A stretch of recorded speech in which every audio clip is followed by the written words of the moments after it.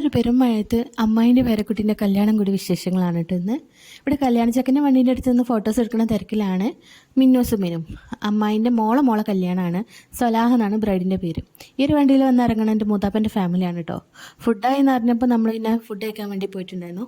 ഫർജു ആദ്യം തന്നെ പന കൂടെ ഫുഡ് കഴിച്ചിട്ടുണ്ടായിരുന്നു. കല്യാണ വീട്ടിൽ ബീഫ് ബിരിയാണി ഉണ്ടെങ്കിൽ പിന്നെ ഞാൻ അത് തന്നെയായിട്ട് കഴിക്കൽ. ഇതാണ് എൻ്റെ അമ്മായിൻ്റെ ഫാമിലി. അമ്മായിൻ്റെ മൂത്ത മോളെ കല്യാണമായിരുന്നു.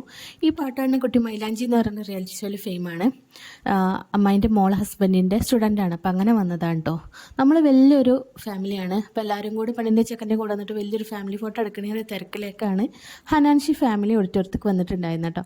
അപ്പോൾ നമ്മൾ ഫോട്ടോ എടുത്ത് കഴിയാലും അവർ ഫാമിലി ഫോട്ടോ എടുക്കാൻ വേണ്ടിയിട്ട് കയറിയിട്ടുണ്ടായിരുന്നു. ഹനാൻ്റെ കയ്യിൽ ഒരു ചെറിയ കുട്ടി ഉണ്ടായിരുന്നു കേട്ടോ. അത് ആരുതാണെന്ന് അറിയില്ല.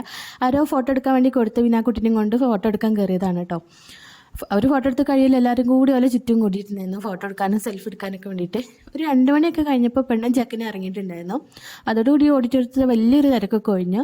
പിന്നെ നമ്മളിങ്ങനെ വെറൈറ്റി ചായകളും അതുപോലെ തന്നെ ചൂടോടുള്ള മൈസൂർ പാക്കൊക്കെ ഒന്ന് ട്രൈ ചെയ്ത് അവിടെ ഇങ്ങനെ ഇരുന്ന് ഉപ്പമ്മി ഹനാൻഷാൻ്റെ അപ്പൻ്റെ അടുത്ത് സംസാരിച്ചിരിക്കുകയാണ്. അവർ ഈ ടീച്ചിങ് ഫീൽഡിൽ തന്നെ ഒരുമിച്ച് വർക്ക് ചെയ്തുകൊണ്ട് തന്നെ അവിടെ നിന്ന് കണ്ട സന്തോഷത്തിൽ അങ്ങനെ സംസാരിച്ചിരിക്കുകയാണ് കേട്ടോ.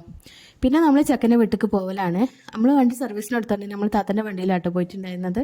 അത്യാവശ്യം ലോങ് ആണ്. പെണ്ണിൻ്റെ വീട് കരളായി, നിലമ്പൂർ കരളായും, ചെക്കൻ്റെ വീട് വണ്ടൂരുമാണ്. നല്ല മഴയുണ്ടായിരുന്നു കേട്ടോ. അവിടെ എത്തിയപ്പോൾ നല്ല മഴയായതുകൊണ്ട് തന്നെ ഇറങ്ങുമ്പോഴുള്ള വീഡിയോസൊന്നും എടുത്തിട്ടില്ല.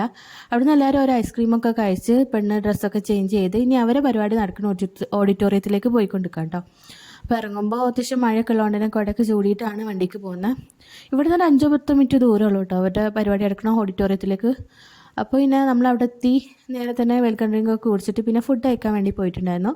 ഒരു പരിപാടി വൈകുന്നേരം 5 മണി മുതലാണ് സ്റ്റാർട്ട് ചെയ്യുന്നത്. അപ്പോൾ ഗസ്റ്റൊക്കെ എത്തി തുടങ്ങുന്നുണ്ടായിരുന്നുള്ളൂ കേട്ടോ. ഫുഡ് കഴിക്കാൻ വലിയൊരു വിശപ്പൊന്നും ഇല്ലാത്തതുകൊണ്ട് തന്നെ നല്ല അടിപൊളി ഫുഡ് ഉണ്ടായിട്ടും കാര്യമായിട്ട് കഴിക്കാനൊന്നും പറ്റിയിട്ടുണ്ടായിരുന്നില്ല.